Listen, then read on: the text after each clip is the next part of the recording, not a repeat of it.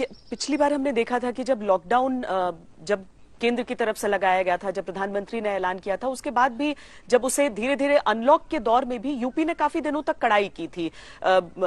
मुझे याद है कि वीकेंड्स में जो सप्ताहांत में किस तरीके से बाकी इलाकों की बनिस्बत यहां पर कुछ नियम कानून ज्यादा रखे गए थे। रात को लेकर जो कड़ाई यहां पर रही, आज की तारीख में जब बहुत सारे राज्य जो हैं वो ये भी सोच रहे हैं कि क्या संपूर्ण लॉकडाउन लगा दिया जाए, क्या उत्तर प्रदेश इस बाबत विचार कर रहा है या आपको लगता है कि उसके बिना काम चल सकता है? नहीं, देखिए, हम लोगों को जब देश के अंदर लॉकडाउन की आवश्यकता थी उस समय लॉकडाउन आवश्यक था। आज लॉकडाउन की कोई आवश्यकता नहीं है और हम लोगों ने इस बारे में पहले से व्यवस्था बना दी है।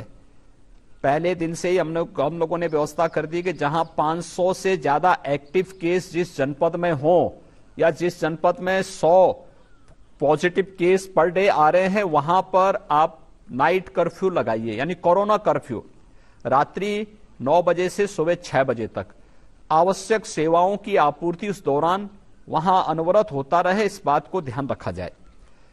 हमने बेसिक शिक्षा परिषद और माध्यमिक शिक्षा परिषद के सभी स्कूल कॉलेजेस को, यानी 12वीं तक के सीनियर सेकेंडरी लेवल तक के सभी स्कूल कॉलेजेस को हम लोगों ने 30 अप्रैल के लिए पहले ही बंद कर दिया है।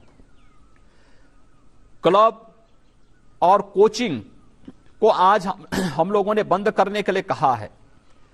इसके अलावा कोई भी मांगलिक कार्यक्रम, कोई भी पब्लिक के कार्यक्रम, अगर वह बंद सभागार है तो 50 से अधिक लोग उसमें एकत्र न हो, खुले मैदान में है तो 100 से ज्यादा लोग एकत्र न हो, लेकिन शर्त यह कि हर एक के पास मास्क होना चाहिए।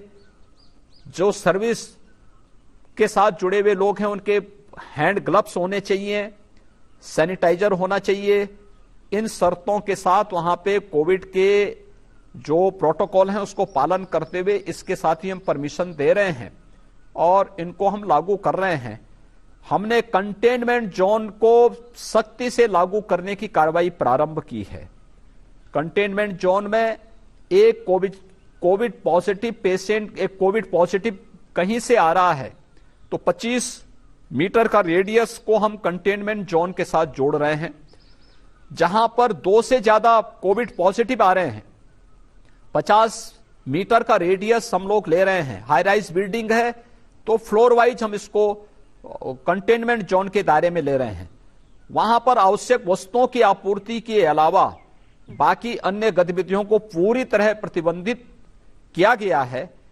पब्लिक एड्रेस सिस्टम प्रदेश के अंदर 4000 से अधिक स्थानों पर है जहां पे अवेयरनेस के कार्यक्रम लगातार चल रहे हैं, लेकिन इस सब के बावजूद इन्फोर्समेंट की भी कार्रवाई हो रही है। मास्क न लगाने पर, अनावश्यक भीड़ भाड़ होने पर हम लोग वहां पे कार्रवाई भी कर रहे हैं। अकेले कल 56,000 से अधिक चालान काटे गए थे उत्तर प्रदेश के अंदर।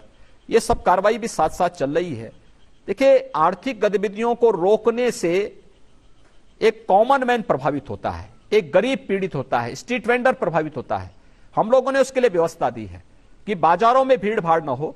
स्ट्रीट वेंडर जहां पर हैं, फल मंडी है, सब्जी मंडी है, आप इनको खुले स्थान पर लगवाने की व्यवस्था करवाइए। सैनिटाइज करिए। सैनिटाइजेशन की, स्वच्छता की कार्रवाई युद्ध स्तर पर प्रदेश के अंदर चल रही है। लेकिन हम पूरी तरह बंद कर दें आर्थिक गतिविधियों को, एक कॉमन मैन प्रभावित होता है, एक सामान्य नागरिक प्रभावित होता है, एक मजदूर प्रभावित होता है, एक कुली प्रभावित होता है, उसके सामने रोजी रोटी का संकट खड़ा होता है।